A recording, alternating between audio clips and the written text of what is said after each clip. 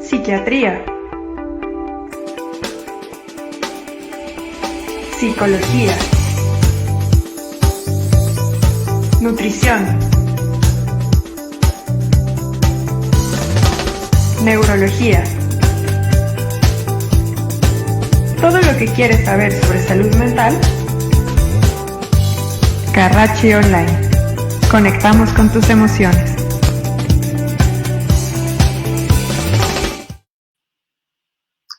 Hola, muy buenas tardes. Bienvenidos a Carracci Online, conectando con tus emociones. Nos da mucho gusto estar con ustedes un jueves más. El día de hoy tenemos un webinar bastante interesante y espero que sea de su agrado. Es sobre el dolor crónico y depresión, su impacto en la salud mental. El día de hoy tenemos un invitado muy especial. Él es psiquiatra, especialista en cuidados paliativos, en la atención de la salud mental de pacientes con cáncer, también en diversos trastornos psiquiátricos como depresión, ansiedad, esquizofrenia y trastorno bipolar, y es miembro del Sistema Nacional de Investigadores Nivel 1. Él es Óscar Rodríguez. Bienvenido, doctor. Hola, buenas tardes. Buenas tardes a todos. Es un gran placer tenerte aquí con nosotros. Recuerden enviarnos todas las dudas que ustedes tengan, preguntas, comentarios que puedan surgir a lo largo del webinar y al final daremos un tiempo determinado para contestar las que más podamos. Si no se pueden, recuerden que lo hacemos a través de las redes sociales. Entonces, espero que disfruten mucho este webinar y ahora sí comencemos. Comencemos platicando sobre el dolor, que es uno de los síntomas que más afecta y preocupa a las personas. He visto que también es una de las causas más frecuentes en la consulta, ¿no? En la consulta médica. ¿Podrías explicarnos qué es el dolor físico y si lo podemos diferenciar de otro tipo de dolor, por ejemplo, el dolor emocional? Bien, creo que el dolor es uno de los síntomas, vamos, ¿quién no ha sentido dolor? O sea, a todos nos ha dolido algo por una u otra causa, desde que nos tropezamos, nos pegamos, nos machucamos un dedo, ¿no? Siempre pongo el ejemplo de cortarse con una hoja. Quien está cortado con una hoja es una experiencia, ¿sí? Que recordamos peculiarmente, ese tipo de dolor, ¿sí? Y justamente el dolor es eso, es una experiencia sensorial de nuestros, principalmente, que involucra varios sentidos, pero principalmente el tacto, ¿sí? Pero también también es una experiencia emocional que es desagradable, ¿sí? Y que se asocia con un daño, que es un daño real o potencial. Por ejemplo, si un cuchillo nos está cortando, todavía no nos corta y ya nos está doliendo, ya es un daño potencial. El cuerpo nos está avisando de que algo está sucediendo y que nos está pasando algo. Claro, cuando ya nos cortó ese cuchillo, el dolor es mucho más intenso y ahí sí hay un daño real, ¿no? Entonces, prácticamente esa es la definición de dolor físico. Y me mencionaba sobre el dolor emocional, ¿no? El dolor emocional también se regula en las mismas áreas cerebrales, pero es distinto, ¿no? Las condiciones son distintas y claro, no tiene que ver con un daño real o potencial, sino con una experiencia desagradable ante eventos, ¿sí? Que suceden en nuestra vida cotidiana o extraordinarios, ¿no? A nuestra vida. Ok, y con esto que nos platicas, ¿podrías decirnos cuáles son los tipos de dolor físico y también cómo podemos diferenciarlos? Bien, hay dos tipos de dolor, básicamente, ¿no? El dolor, le decimos somático, ¿sí? Que es como cuando nos pegamos con una puerta, y, ese dolor, dices, y queda el moretón, ¿no? Como ahora que con la vacuna que nos dolía, ¿no? Esta sensación de que sentimos es un dolor somático, ¿sí? Y hay otro que se llama dolor neuropático. Este dolor es muy peculiar, es cuando sentimos calambres, cuando sentimos piquetes, hormigueos, toques, ¿sí? Tiene que ver como si justamente los nervios se hubieran pelado, como si fueran cablecitos, y estuvieran sacando chispitas y nos estuviera molestando. Eso, a grandes rasgos, esos son los dos tipos de dolor que existen de manera física, dolor somático y el dolor neuropático. Y dentro de estos dos tipos de dolor, ¿lo podemos dividir en algo más o solamente nos quedaríamos ahí? Hay muchas formas de dividirlo, por ejemplo, desde la duración, ¿no? La duración puede ser agudo, que es un periodo relativamente corto, hasta algunos horas, ¿sí? Crónico, cuando lleva prácticamente meses, ¿sí? Lo podemos dividir, por ejemplo, si es incidental, ¿no? Por ejemplo, hay personas que al movilizarse o al cambiar de posición, nos duele algo, ¿no? Ese es un, y hay otro dolor que se llama dolor irruptivo, ¿no? Que es el dolor que de la nada, estoy quietecito y ¡pum! Aparece el dolor. Eso, y hay muchas formas de clasificarlo también, por ejemplo, por la causa, por ejemplo, en general el dolor se divide en por cáncer y no por cáncer, ¿no? El dolor por cáncer es un apartado dentro de los estudios del dolor, y el no por cáncer, que pueden ser todos los demás, ¿no? O sea, todos los demás. Y se pueden clasificar de otras maneras, pero digamos que estas son las principales. Perfecto. Y ahorita retomando, me voy a ir un poquito más a la clasificación que nos diste en cuanto a la duración. A mí me gustaría también que ahorita en pantalla les va a salir esta pregunta. Si alguien de ustedes ha sufrido algún dolor crónico, ya nos comentarán si sí o si no. Y creo que algo importante aquí también es el dolor, pues al final nos hace sobrevivir, ¿no? Es esta parte adaptativa que tiene el dolor y nos manda como, oye, algo no está bien, ¿no? Como que hay una enfermedad por ahí, nos manda esta señal y entonces empezamos a ver, tengo que ir al doctor, tengo que ir a este lugar para ir sanando esta parte. Ya que se va ese dolor, entonces podemos continuar a nuestras actividades normales. Y algo que ahorita decías, bueno, que lo puedo relacionar es que nos manda estas amenazas, ¿no? Oye, el cuchillo pues ya te cortó, acuérdate que no te tienes que acercar así o agárrala de una forma diferente. Entonces creo que esta parte del dolor es la función de que nos pueda adaptar, pero supongo que ya después de un tiempo determinado ya no tiene este valor adaptativo. Y con esto te quería preguntar, nos mandan medicamentos, ¿no? Te duele algo, te mandan algo para que se te quite el dolor, pero ¿en qué momento ya ese medicamento no te está quitando el dolor o ya no te funciona? La realidad es que ahí sí la causa es lo más importante, ¿no? ¿Por qué? Más que qué me están mandando es por qué me duele, ¿no? Hay dolores muy peculiares, por ejemplo, uno de los dolores más que la gran mayoría de la población hemos sufrido es el dolor de cabeza, una cefalea, ¿no? Y esto es lo más inespecífico, nos puede doler la cabeza desde porque no hemos comido, tenemos periodos muy largos de ayuno y tenemos hambre, nuestro azúcar está bajando y nuestro cuerpo nos está mandando una señal de que nos falta alimento. Otro es que nos falta agua, ¿no? Estamos deshidratados. Entonces, la causa es lo más importante. ¿Por qué está doliendo? O sea, ¿cómo es que este dolor se está repitiendo constantemente? Y ahí es donde el experto en salud, regularmente los médicos, identifican qué es la característica que está generando este dolor, ¿no? Hay gente que lo asocia, por ejemplo, con la presión arterial, que no es el común, pero hay gente que dice, me sube la presión, entonces me duele la cabeza, principalmente en la parte de atrás, ¿no? O estoy tenso, o tengo un problema, entonces, más que el dolor, cuando un medicamento no te está ayudando, es tal vez la causa no se haya identificado de manera adecuada. Ok, y por ejemplo, ahorita con la parte de la causa, ¿en qué situaciones o qué causas ya no nos funciona ese medicamento? ¿Hay alguna causa específica en donde ya un medicamento no nos va a funcionar? Por ejemplo, obviamente yo me dedico a tratar pacientes que viven con cáncer. Una de las causas es que tal vez no se ha identificado de manera adecuada lo que lo está generando. Dos, que esta condición ha aumentado, ha empeorado. Desgraciadamente, muchas personas que viven con cáncer, aun cuando reciben un tratamiento oncológico, pues a veces la enfermedad avanza. Desgraciadamente esto sucede y el dolor cambia.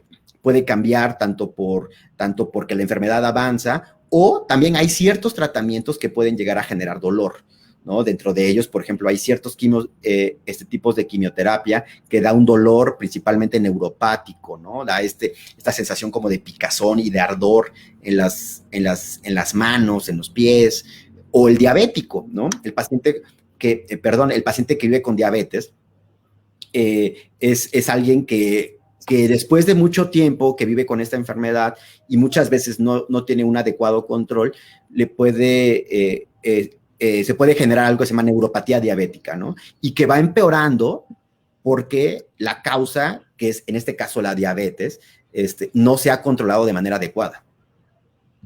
Ok, y por ejemplo, ahorita con la pregunta que hicimos, el 74% de las personas quienes nos ven, pues sí han sufrido un dolor crónico. Por ejemplo, ahorita nos dicen que tienen fibromialgia y los dolores son terribles y luego se junta con depresión y ansiedad. Al final de cuentas, aquí creo que esta pregunta queda muy acorde. ¿Es posible que el dolor físico pueda ser causado por afecciones mentales o que el dolor físico cause afectaciones mentales? O sea, ¿qué sería primero? ¿Si sigue el mismo patrón? Específicamente esta pregunta, por ejemplo, esta sobre la fibromialgia. La fibromialgia es un síndrome, es una serie de síntomas y signos que se presentan en personas y que se caracteriza por eso principalmente, un dolor crónico, físico, aparte es un dolor que fluctúa, puede llegar a ser moderado, a intenso, leve, moderado, y que va cambiando por muchísimas razones. Otra de ellas es la fatiga. Son personas que viven con mucha fatiga, con una fatiga constante, y algunos síntomas cognitivos, por ejemplo, la dificultad para concentrarse, y es excesivamente común que la fibromialgia esté en relación muy, muy íntima con trastornos mentales, específicamente con ansiedad y con depresión. Entonces, esto hace, ¿qué es primero? Es como la pregunta, el huevo o la gallina, ¿no? O sea, ¿qué es primero si el dolor genera tristeza o la tristeza genera dolor? Es muy difícil de definirlo. Nosotros hemos hecho ciertas investigaciones sobre eso. Es muy difícil, pero lo que sí sabemos es que la relación es íntima, ¿no? Yo a todos mis pacientes les explico, si yo no controlo, o sea, si existen estas dos características, dolor y depresión, por ejemplo, si yo doy tratamiento para el dolor y no trato la depresión, nunca voy a realmente a controlar el dolor, ¿no? Si trato la depresión, pero no trato el dolor, nunca voy a controlar realmente la depresión. ¿Por qué? Porque se van jalando, son como dos hermanitos que se van echando porras el uno al otro y hay que dar tratamientos específicamente para los dos. Y a veces hay tratamientos que sí nos pueden ayudar con un solo fármaco a veces o con una combinación de fármacos, tratar de manera importante los dos síntomas o los dos síndromes. Y ahorita con lo que nos cuentas, creo que sí es importante y necesario saber, cuando hay dolor, se altera nuestra percepción, se altera nuestro estado de alerta, ¿no? Esta parte de también toma de decisiones. Creo que algo muy importante que dices es, si yo empiezo a percibir que ese dolor no se va, que ese dolor está igual, ¿no? Y a cada ratito, ya me tomé el medicamento, no, pero no se me quita, no me está funcionando. Entonces, todo este círculo de pensamientos que estamos teniendo, nos metemos y por supuesto que a lo mejor físicamente ese dolor ya no es tan intenso, pero ahí viene como nuestros pensamientos nos están jalando a percibir algo muy distinto a lo que está pasando. Y también en la parte de la depresión, no nada más es estar triste, la irritabilidad. Yo creo que en el dolor, y bueno, tú nos puedes decir mejor, se puede presentar más el que está muy irritable la persona, ¿no? No tanto a triste, pero puede que también, ¿no? Esta irritabilidad que podemos ver en personas con dolor. Fíjate, Caro, que dijiste es una palabra muy atinada, ¿no? La percepción. ¿Cómo percibimos el dolor cuando estamos tristes? Hemos hecho investigaciones en las cuales, por ejemplo, vemos pacientes que tienen depresión y no están deprimidos.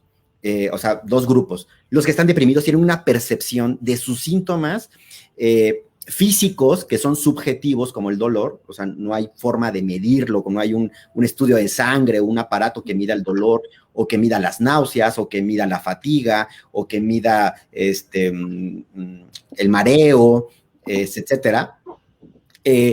los que están deprimidos o que tienen algún trastorno de ansiedad, la percepción que tienen del síntoma es muchísimo mayor a los que no están deprimidos. Entonces, esta relación es importantísima.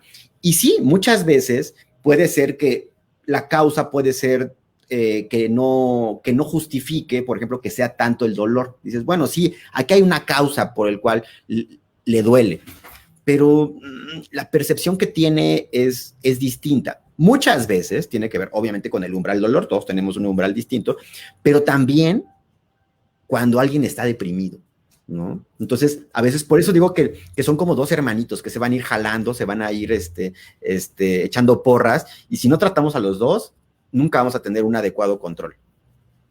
Y enfocándome ahorita un poco más en el dolor, ¿cómo podemos predecir si una persona va a desarrollar dolor físico? Es difícil. Es posible.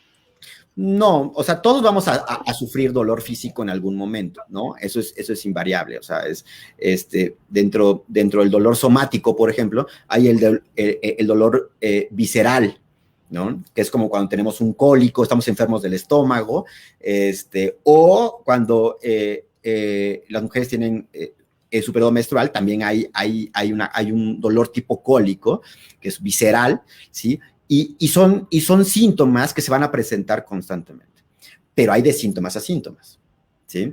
Hay desde dolores viscerales, por ejemplo, esto que es muy común y que vemos mucho en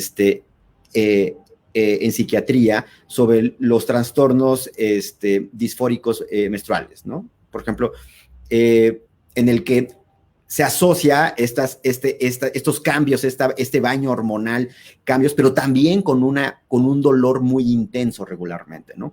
Que llegan hasta incapacitarlas, ¿no? O sea, llegan a dejar de trabajar o de hacer sus actividades por la intensidad del dolor. Entonces, esa percepción también es importantísima y sobre todo encontrar tratamientos adecuados y que desgraciadamente o afortunadamente cada uno requiere un tratamiento hecho a la medida, ¿no? No hay una receta de cocina.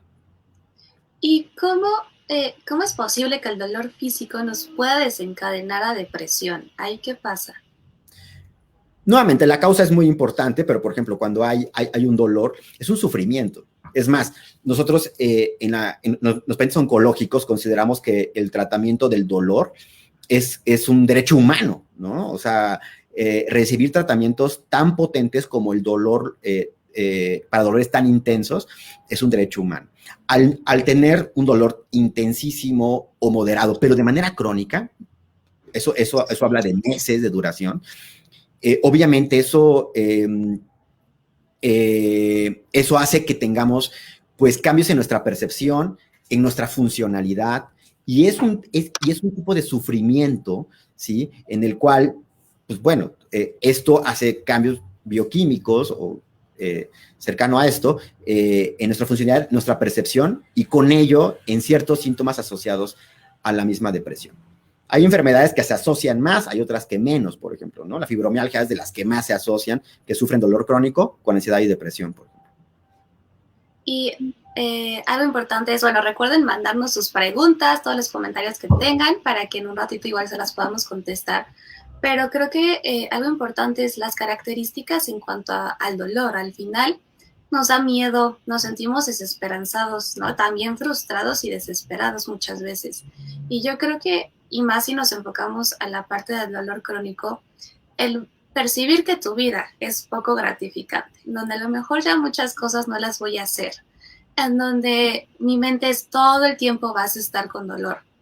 O sea, creo que algo importante ahí es todo el tiempo y la intensidad va a ser la misma, ¿no? Creo que esa percepción de que va a ser intenso todo el tiempo también es algo que nos puede ir llevando hacia abajo. Y entonces evito hacer cosas y mejor ya no voy a tal lugar porque no me va a gustar o no lo voy a disfrutar como yo pensaría que lo tengo que disfrutar. Y aquí viene tal cual esta espiral descendente, ¿no? Donde podemos ver, por supuesto, estos síntomas de depresión y al final sí llegar a una depresión en donde ya no hago cosas, estoy poco motivado, ya no tengo tanta energía. Entonces creo que esto que nos comentas sí es muy importante identificarlo. Al final de cuentas todo cambia, no es como que el dolor va a estar todo el tiempo en la misma intensidad, ¿no? Y entonces creo que eso es algo que les frustra mucho a las personas. Y bueno, al final en la terapia cuando trabajan con pacientes con dolor es algo que también les enseñan. Y te quería preguntar de qué manera se afecta la familia, ¿no? Y el círculo cercano de un paciente, ahora sí ya con un dolor crónico. Híjole, eso es interesantísimo y muy importante, desgraciadamente. El dolor crónico genera disfunción, como lo comentabas ahorita, la disfunción, ya no estamos en nuestras actividades cotidianas, en nuestras actividades diarias, estamos haciendo nuestras cosas, yendo vamos, a lo que tenemos que hacer todos los días, ¿no?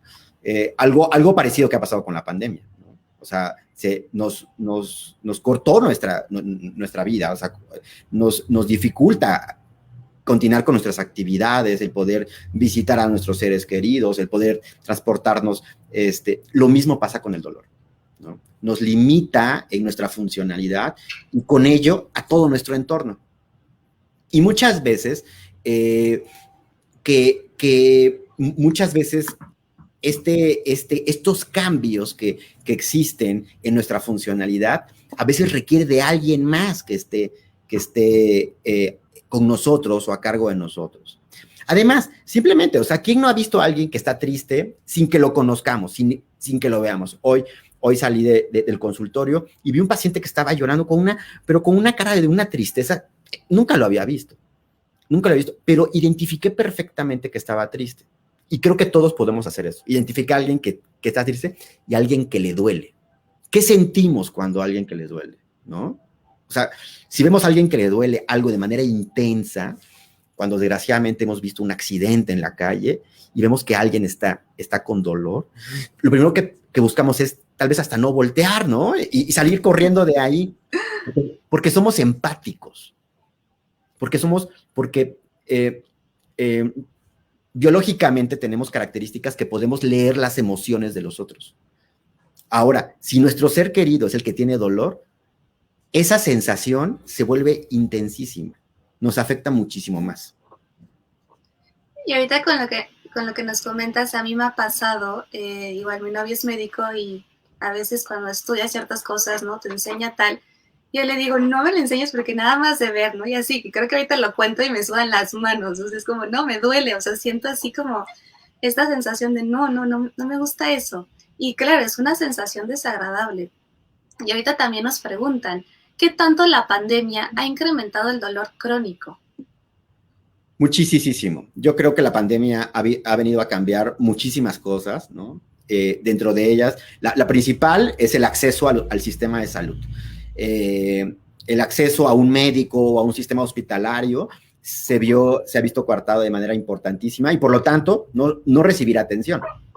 La otra, el mismo estrés de mantenernos en casa o sin tener la posibilidad de mantener nuestras actividades cotidianas, también ha aumentado el estrés y con ello el dolor. Tal vez ya vivíamos con ciertas características o con algún padecimiento como la artritis reumatoide, por ejemplo, ¿no? En el cual el dolor es una característica y la inflamación es una característica o es una constante. En la pandemia, los pacientes con artritis reumatoide se han exacerbado de manera importantísima los síntomas físicos como el dolor. Entonces, pero el simple hecho de no ponerte en nuestras actividades ha generado, vamos, cambios importantísimos. Entonces, y con ello, mayor tensión. Entonces, tal vez no teníamos cierto dolor, pero al ver tanta tensión, ahora sí empezó con dolores de cabeza, con tensión muscular, etcétera. Hace unos minutos platicábamos sobre los asientos, donde estamos ahora tantas horas sentados, ¿no? Los que estamos haciendo trabajo en casa, o que hacemos mixto, ¿no? Híbrido, entre una parte es presencial y la otra parte es en línea. Vamos, también es tener como hasta las cosas adecuadas para tener una buena postura, porque al poco tiempo vamos a empezar a sentirnos cansados, nos va a empezar a doler la espalda, y como esto llevamos 1 año y medio, y parece que se va a alargar un poquito más, pues hay que tener también cuidados con nosotros. El autocuidado es importantísimo, ¿no? Es un dolor que se puede volver crónico. Y relacionado al autocuidado, yo creo que una parte importante es dejamos de hacer estas actividades placenteras. En la parte del dolor pasa mucho. Si mi foco de atención va a me duele, no se me quita, es que no puedo salir, es que no puedo hacer, al final también les ayudamos a generar estas actividades placenteras. Pero la pandemia nos ha obstaculizado un poco también esa parte, ¿no? Queremos salir a hacer ejercicio, bueno, pero no a lugares concurridos. Oye, quiero ir a ver a tal persona, pero no podemos juntarnos tantas personas. Entonces, creo que también ahí, en esta parte en cuanto al dolor, que yo hago actividades que me pueden distraer, ¿no? Y al final no estar todo el tiempo pensando en eso, yo creo que también es lo que se ha habido afectado. Y con esto también te quiero preguntar, ¿cuáles son los tratamientos, ¿no? ¿Cuáles son los tratamientos para un dolor físico y ahora sí un poquito más hacia el dolor crónico? Eh, ahí regresamos un poco a la causa. La causa es muy, muy importante, ¿no? O sea, identificar la causa. A veces no es tan fácil identificarlo, ¿no? O sea, a veces es como, muchas veces me llegan pacientes que han visitado varios médicos, han visitado reumatólogos, neurólogos, gastroenterólogos, en fin, muchísimos médicos, hasta que alguien agarra y dice, oye, es que ese dolor en el estómago que tienes, vamos, ya te operamos de tal cosa, ya tenías una hernia ya tal, y ahora ya te la compusimos, te la operamos, pero aún así continúas con los síntomas y llegan, y hay una carga emocional ahí atrás importantísima. Entonces, la causa sí es muy importante identificarla. Primero, hay que descartar todas las causas físicas que pueden estar generándolo, ¿no? Por ejemplo, es importantísimo si alguien tiene un dolor y está como constante y este dolor aumenta, baja, sube. Hay que identificar por qué está doliendo, ¿no? ¿Por qué? Porque muchas veces podemos llenar de analgésicos, desde cosas tan simples como paracetamol hasta cosas complejísimas y súper fuertes, pero si no identificamos adecuadamente la causa, nunca vamos a resolverlo. A veces es difícil encontrar la causa y muchas veces hay una condición médica que sí justifica, pero la condición emocional, esto lo hace mucho más exponencial. Como bien comentamos hace unos minutos, la percepción de los síntomas es importantísimo, o está muy influenciada por el estado de ánimo o la ansiedad. Hemos hablado un poco sobre depresión, pero también la ansiedad es importantísima, es algo que lo genera mucho. Entonces el tratamiento es muy, encontrando la causa, entonces es el tratamiento muy hecho a la medida para cada persona. Y por ejemplo, en esta parte del tratamiento, ¿lo verías más como un tratamiento multidisciplinario en donde tendría que estar como con qué personas, con qué especialistas? Pues depende de la causa. Okay. No, pero algo que acabas de decir es importantísimo, o sea, tal vez lo dije de manera implícita, pero sí hay que aclararlo. El tratamiento para el dolor es un trabajo de varias disciplinas, ¿no? Desde el médico, tal vez, no sé, se me ocurre un gastroenterólogo, ¿sí? Con una nutrióloga o nutriólogo, sí, con un experto en nutrición o una experta en nutrición, sí, con un o una psicoterapeuta. A veces se incluye o se agrega alguien de medicina interna, psiquiatra. Ahora sí que mientras más complejo sea, se requieren más disciplinas, pero aquí lo más importante es la interacción entre los expertos en la salud. Y la interacción,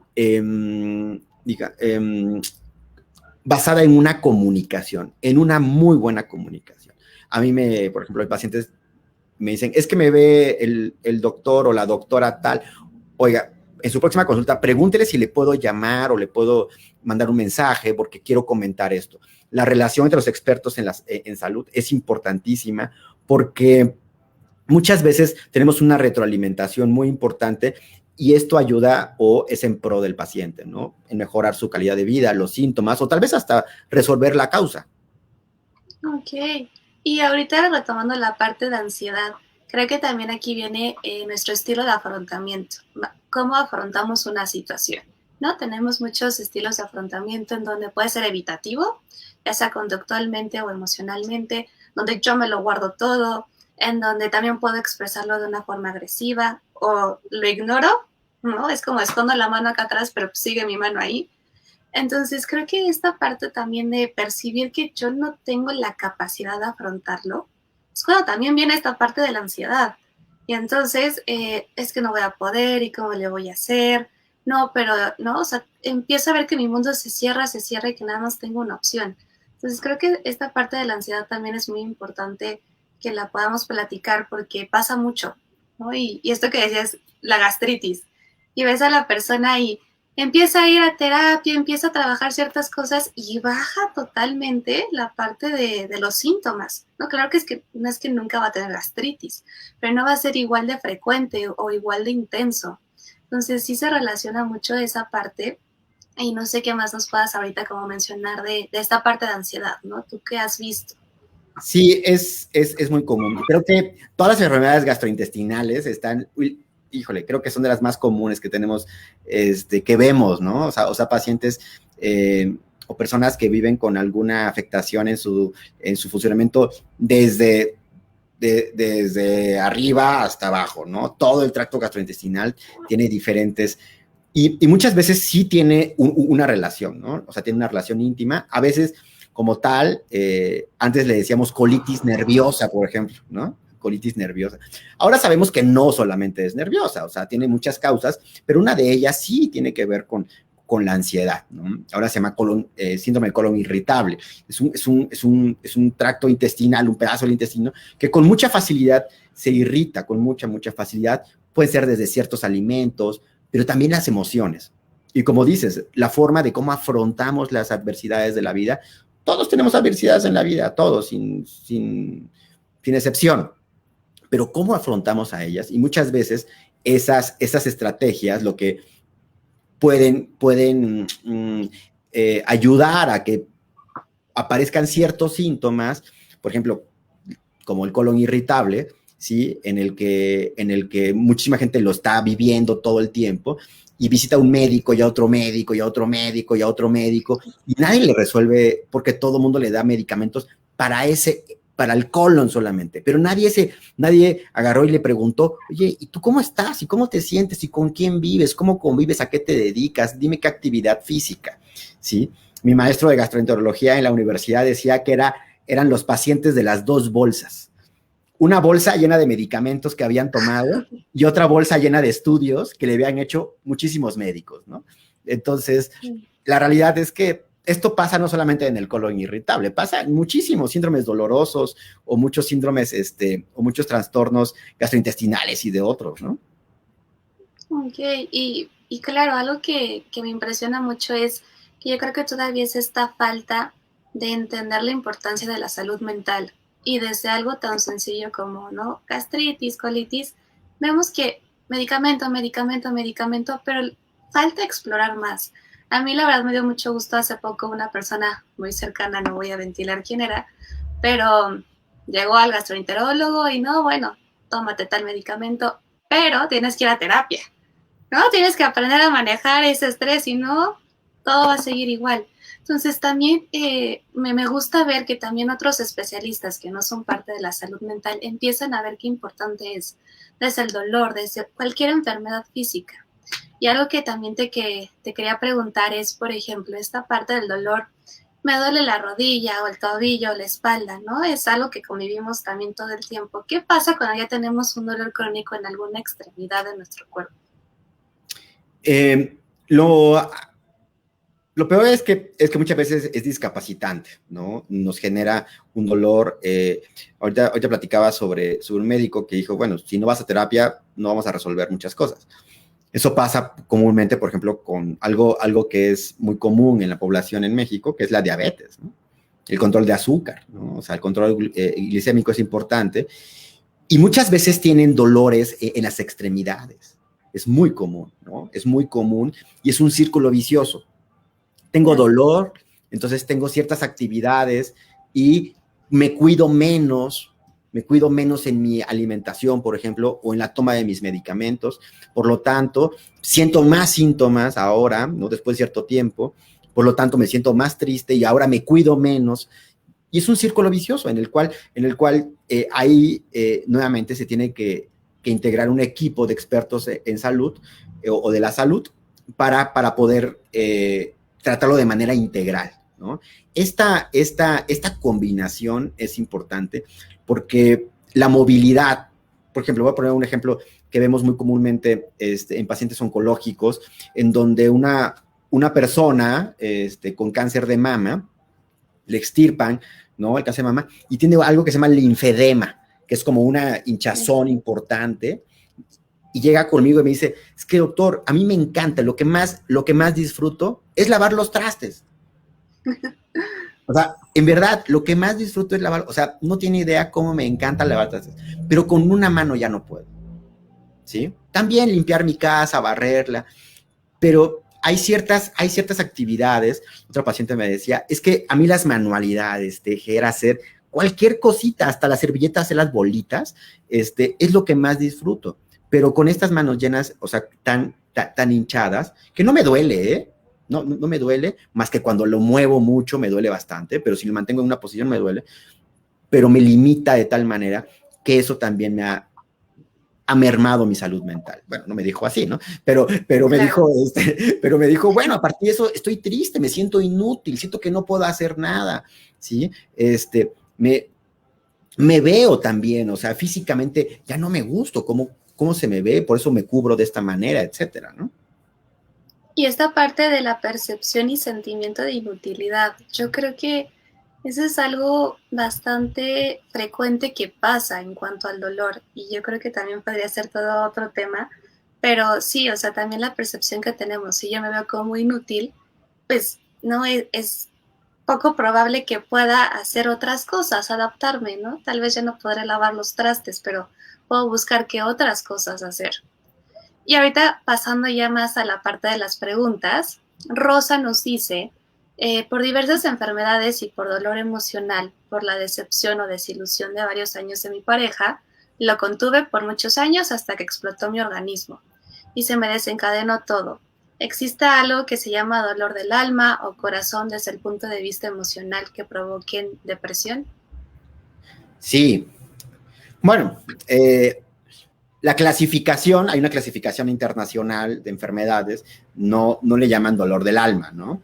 Pero cuando conocemos a las personas que están sufriendo de dolor, pues es que lo que me duele es algo aquí adentro, es mi corazón, pero no porque me estoy infartando, sino porque me duele algo dentro de mí, algo está sucediendo, ¿no? Le decimos, es como si te doliera el alma, o sea, como si te doliera tu corazón, pero esa sensación como de pérdida, de ruptura, dice, sí, justamente eso es lo que me sucede, ¿no?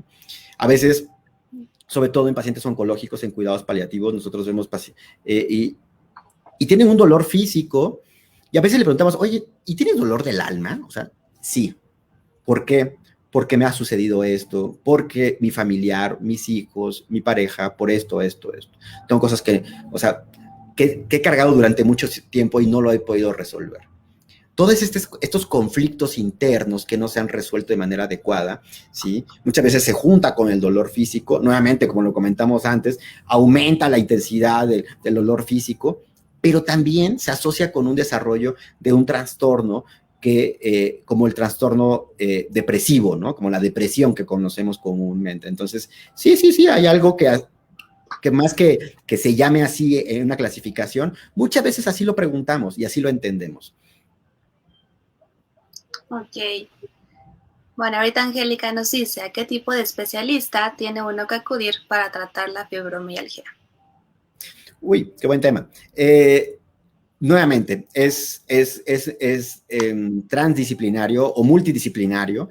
Muchas veces se visita a alguien experto en medicina interna, muchas veces con reumatología. Los reumatólogos tienen mucha experiencia en hacer diagnósticos diferenciales, buscar otras causas que puedan estar confundiéndose con fibromialgia.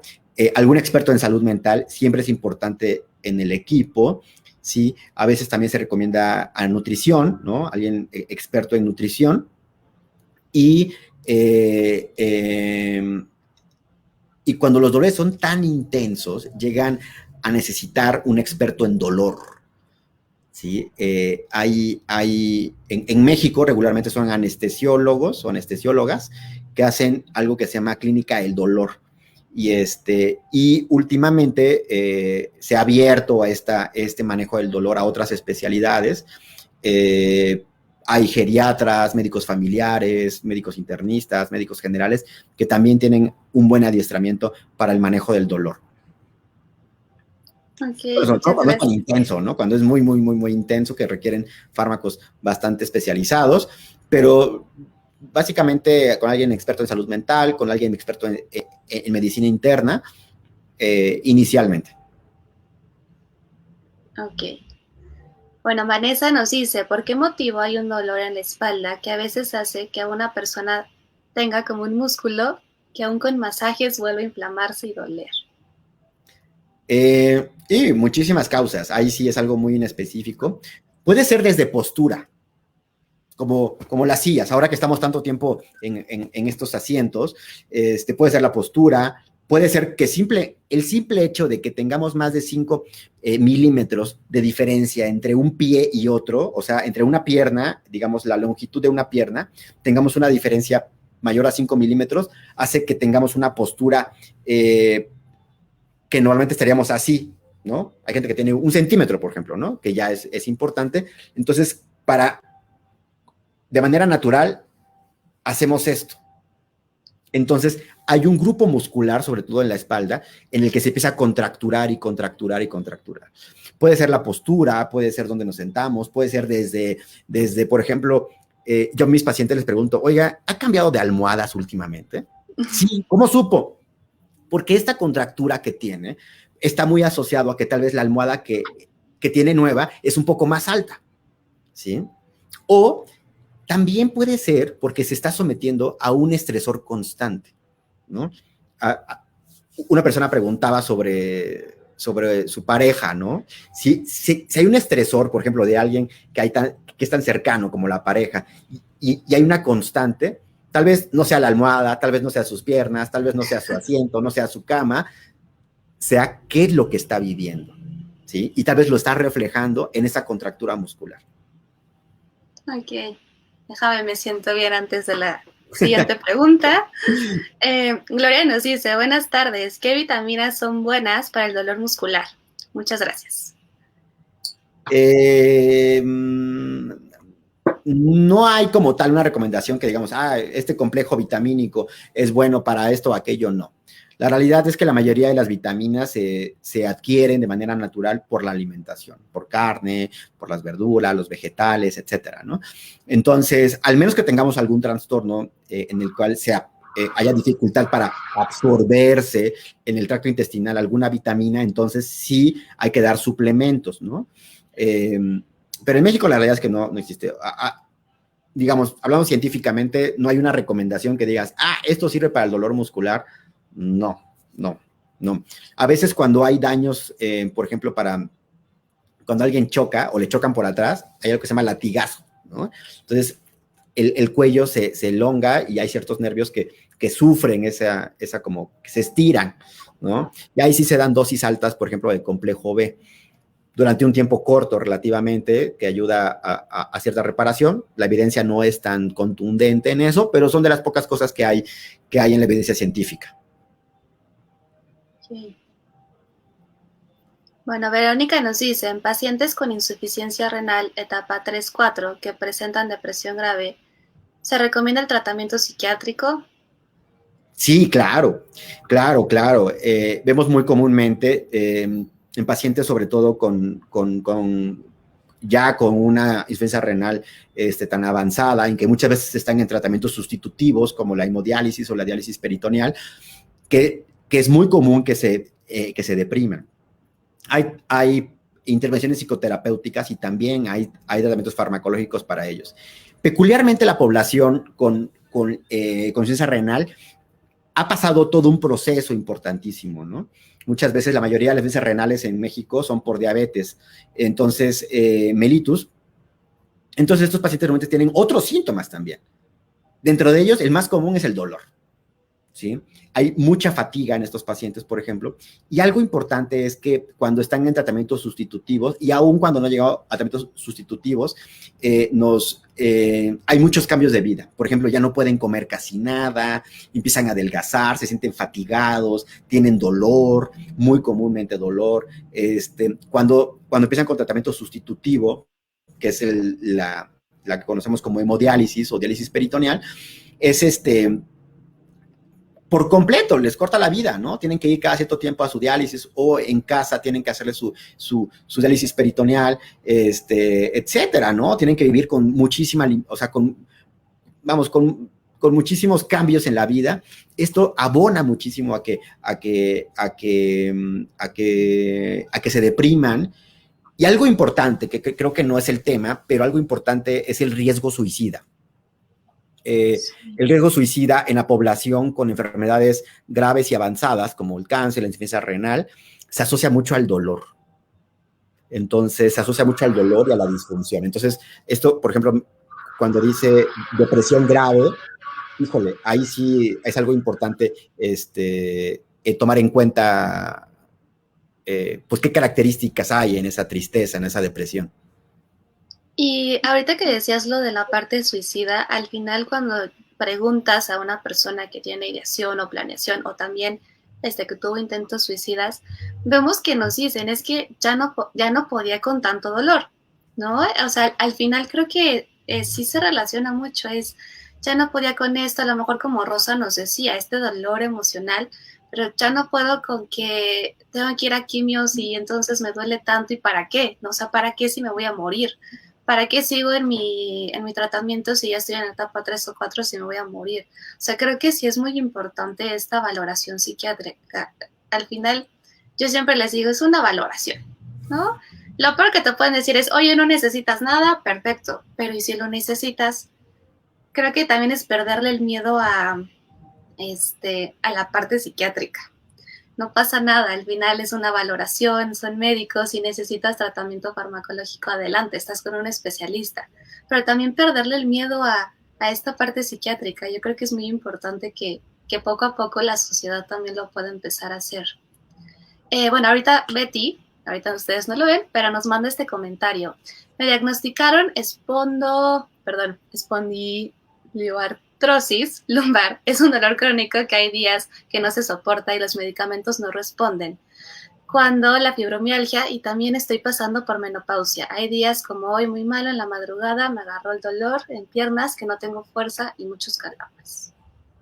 Sí, este trastorno, bueno, esta enfermedad es degenerativa, desgraciadamente, ¿no? Entonces, hay cambios físicos que justifican la presencia de un dolor de predominio neuropático, ¿no? Es mixto, también somático con neuropático, pero el neuropático es intensísimo y es algo que le decimos irruptivo. ¿Qué es eso?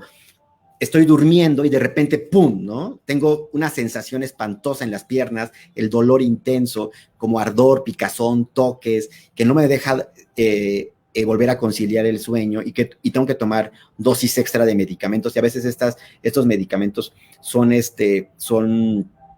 insuficientes. En estos casos de dolor tan intenso con trastornos, ahí sí se requiere un equipo multidisciplinario en el cual haya un experto en dolor. Aquí, por ejemplo, en este caso de Betty, la psicoterapia, sobre todo de corte cognitivo-conductual, tiene una gran aportación en donde hay técnicas en las que podemos nosotros ayudar al medicamento a que tenga una mejor efectividad.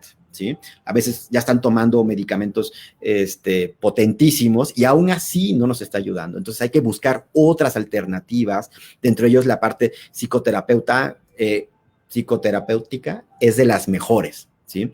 La parte de salud mental como un conjunto, también hay medicamentos que pueden ayudar a que estos eventos de dolor irruptivo sean menos frecuentes y menos intensos y duraderos. Entonces, sí se requiere un equipo para poder tratar a este tipo de pacientes, como Betty.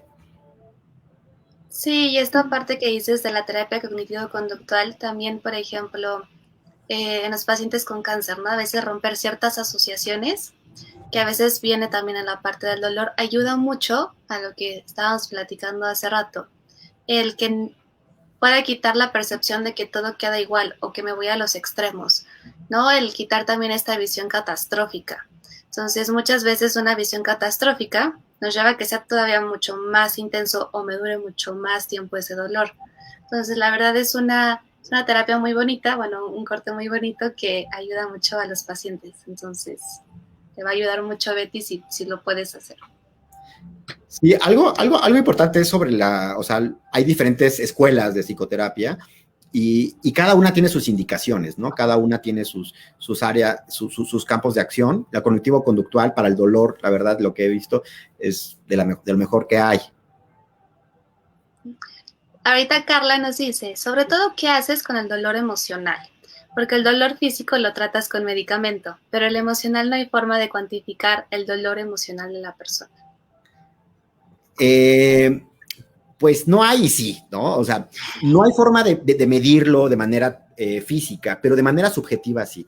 Por ejemplo, nosotros tenemos escalas para poder medir ciertos síntomas, dentro de ellos la tristeza, el desánimo, muchas veces los pacientes, sobre todo oncológicos o que viven con cáncer, tienen algo que se llama desesperanza, ya no ven más esperanza, ¿no? Entonces, las intervenciones psicoterapéuticas junto con las farmacológicas, a veces solamente las farmacológicas, a veces las psicoterapéuticas, pero lo ideal es el conjunto, pueden ayudar a que tengan un mejor control de síntomas y que este dolor emocional lo podamos aminorar, lo podamos controlar, podamos procesarlo.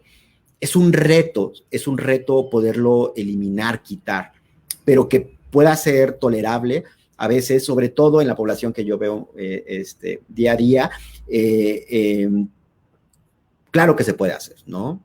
Siempre hay algo que hacer. Eso es algo importantísimo. Siempre se puede hacer algo. Y con esta parte de las terapias, si alguien tuviera duda, como decía el doctor, al final hay muchas corrientes dentro de la parte psicoterapéutica: psicoanálisis, sistémico, gestalt, humanista, terapia cognitivo-conductual, ¿no? Hay como más esta parte integrativa. Pero algo que se ha visto mucho con la terapia cognitivo-conductual es, bueno, se ha investigado mucho, entonces tiene mucha evidencia, pero los resultados podemos decir que son más rápidos. Entonces, eso es algo muy bueno, ¿no? Se utiliza mucho en estos pacientes psiquiátricos porque al final queremos que salgan lo más rápido, por eso lo pongo entre comillas, con el dolor, ¿no? Claro que el estar con dolor mucho tiempo es, ya quítame esto, necesito ver recuperación pronto. Entonces, por eso se utiliza mucho este tipo de terapia. No quiere decir que las otras terapias no funcionen, pero al final lo importante yo creo que también es para el problema que tengamos, la enfermedad que tengamos, poder ver cuál es la terapia que más nos funciona. También hay personas que no les adapta tanto una TCC. Entonces, al final, la salud mental tiene muchas ramas y lo importante es que se pueda adaptar a cada quien. Bueno, Sandra dice, si ya se descartó por todos lados alguna enfermedad y continuó con los síntomas, ¿ya es hora de buscar mejor a un terapeuta? Sí, tal vez desde antes, ¿no? Desde que ya brincó de un médico a otro médico y que esto no se está resolviendo o que no se encuentra una causa, sí hay que buscar, la sugerencia siempre es buscar a algún experto en salud mental que pueda ayudar a encontrar tal vez algo que los demás no están viendo, ¿no?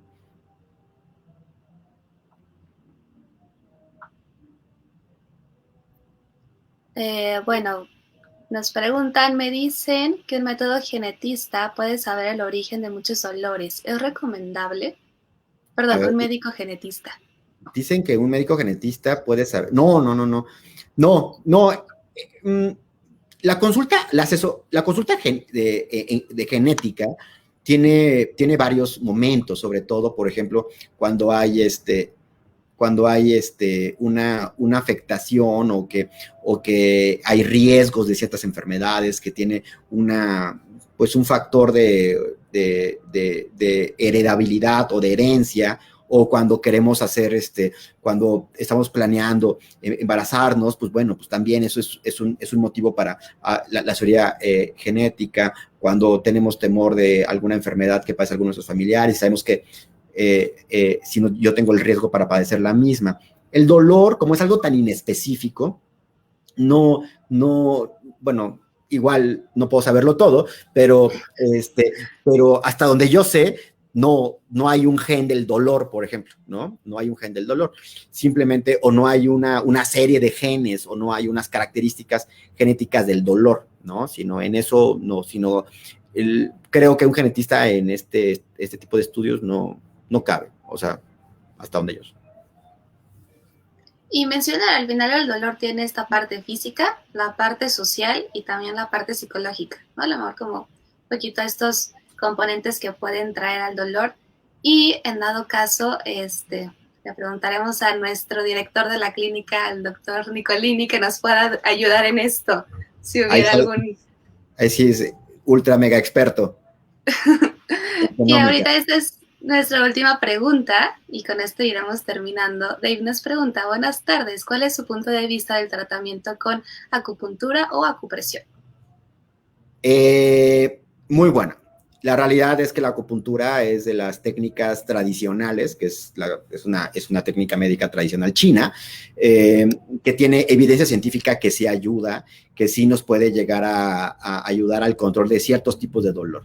Hay dolores específicamente, sobre todo de componente tanto somático como neuropático, en el que sí puede ayudar, ¿no? O sea, sí puede, la verdad es que sí es bastante buena, ¿sí? Y muchas veces hacemos ahora sí que yo tengo mi acupunturista de referencia, y entonces, en el que sí se trabaja en conjunto y tenemos muy buenos resultados, ¿no? A veces la acupuntura sola no es la solución, a veces es el conjunto, y a veces sí requerimos de otros expertos, pero específicamente la medicina tradicional china, específicamente la acupuntura, sí tiene evidencia científica de que ayuda, y ayuda bastante bien en ciertos tipos de dolor. Ok, pues muchísimas gracias, doctor. Antes de ir terminando, ahorita les va a salir un link para que ustedes nos puedan contestar una encuesta. Esta encuesta tiene la finalidad de que nosotros podamos ver si les acomoda el horario, qué otros temas quieren saber, ¿no? Si les gustaría saber de algo en específico. Les toma 30 segunditos contestarla, pero de verdad nos ayudan muchísimo para que podamos seguir poniendo temas que les gustan mucho, que les interesan, y ahora sí que podamos resolver todas las dudas que tengan, todas las preguntas, tener a más ponentes tan especiales como el doctor Oscar. Entonces, por favor, ahorita si la pueden contestar, les toma muy poquito. Y muchísimas gracias, Oscar, por estar con nosotros. Me gustaría que ahorita pudieras concluir un poco como con este tema. De verdad ha sido un placer poder estar contigo, que nos puedas platicar sobre temas tan interesantes. No, pues gracias por la invitación, y bueno, siempre síntomas tan frecuentes, tan intensos, y sobre todo sobre que tienen tanta afectación en nuestra salud, en nuestra vida cotidiana, como el dolor, y su relación con la salud mental es importantísima, ¿no? Entonces, muchísimas gracias a todos por estar con nosotros. Recuerden que el webinar va a quedar grabado, entonces si alguno de ustedes sabe de alguien que necesite ver este webinar, lo pueden ver ahí. Nuestro siguiente webinar va a ser el jueves 23 de septiembre. Va a ser sobre alucinaciones y delirios. Y recuerden que nos pueden encontrar en nuestras redes sociales, ¿no? En @Carrachi en Twitter, @GMCarrachi en Instagram, @Grupo Médico Carrachi en Facebook, y www.gmc.org.mx en nuestra página web. Ya saben que aquí en Grupo Médico Carrachi van a encontrar a los mejores especialistas, como el doctor Oscar, por si ustedes quieren sacar cita con él. Y muchísimas gracias una vez más por estar con nosotros y participar en este webinar. Que tengan una muy bonita tarde. Gracias, hasta luego.